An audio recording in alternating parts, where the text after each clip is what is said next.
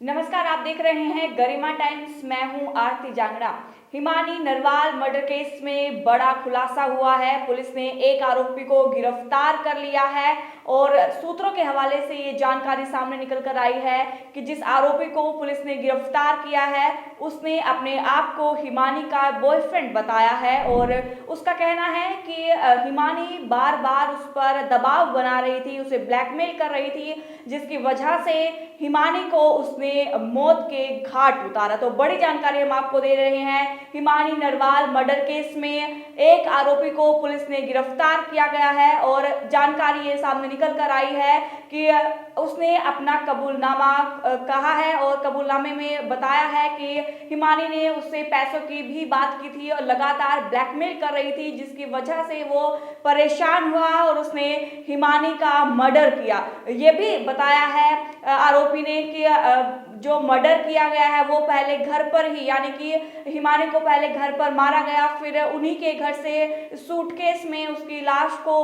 Pack किया गया और उसके बाद सापला के बस स्टैंड के आसपास फेंका गया। तो ये बड़ी जानकारी हम आपको दे रहे हैं। हालांकि इस पूरे मामले में पुलिस की तरफ से पुष्टि नहीं की गई है। सूत्रों के हवाले से जानकारी सामने निकल कर आ रही है, लेकिन पुलिस जल्दी ही प्रेस कॉन्फ्रेंस करके इस पूरे मामले के राज खोलेगी।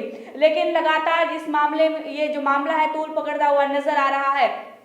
भूपेंद्र सिंह हुड्डा हो, क्योंकि लगातार कांग्रेस की नेत्री कही गई है, बताई गई है ये, और जो उनकी मां है, हिमानी नरवाल की मां है, उन्होंने भी कहा है कि काफी लंबे समय से हिमानी कांग्रेस के साथ जुड़ी रही हैं। हमने देखा तस्वीरों में भी सोशल मीडिया पर उनकी कुछ फोटोज राहुल गांधी के साथ वायरल हुई। भारत जोड़ो यात्रा में भी वो नजर आई और लगातार हिमानी सोशल मीडिया पर भी एक्टिव थी और सोशल मीडिया पर हमने देखा कि उनकी काफी वो हरियाणा कल्चर को प्रमोट करती थी। जितने भी कांग्रेस के कार्यक्रम रहते थे उनमें वो शामिल होती थी और काफी भूपेंद्र सिंह हुड्डा हो या फिर दीपेंद्र सिंह हुड्डा, राहुल गांधी, बीबी बत्रा, इन सभी कांग्रेस नेताओं के साथ वो नजर आई। सोशल मीडिया पर सभी के साथ उन्होंने अपनी पोस्ट की, फोटोज पोस्ट की और जिस तरीके से अब ये मामला तूल पकड़ता हुआ नजर आ रहा है, तो कह सकते हैं कि इस मामले में एक की गिरफ्तारी होने के बाद पुलिस कहीं ना कहीं इस मामले के पास तक जरूर पहुंची है।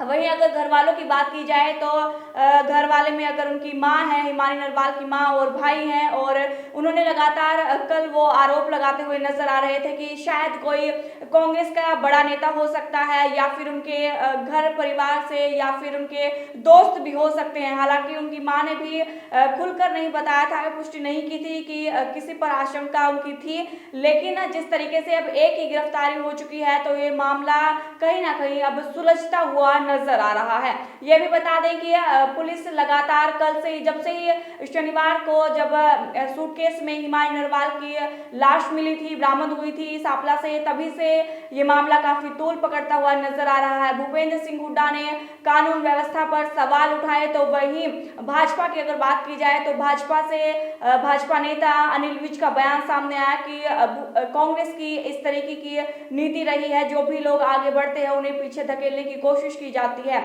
इसके बाद कांग्रेस नेताओं ने बयान सामने आए, उन्होंने कहा कि ऐसा कुछ नहीं है और भाजपा में कानून व्यवस्था पूरी तरीके से ठप हो चुकी है। लेकिन इस पूरे मामले में एसआईटी का गठन किया गया और कल बताया जा रहा है कल शाम तक, कल देर रात तक एक आरोपी की गिरफ्तारी हो चुकी है और आज उस पूरे जो आरोपी गिरफ्तार किया है उसने भी कबूल किया है कि उसी ने हिमानी का मर्डर किया है। हालांकि इस पूरे मामले में पुलिस जल्दी ही प्रेस कॉन्फ्रेंस करके इस पूरे राज को खोलेगी।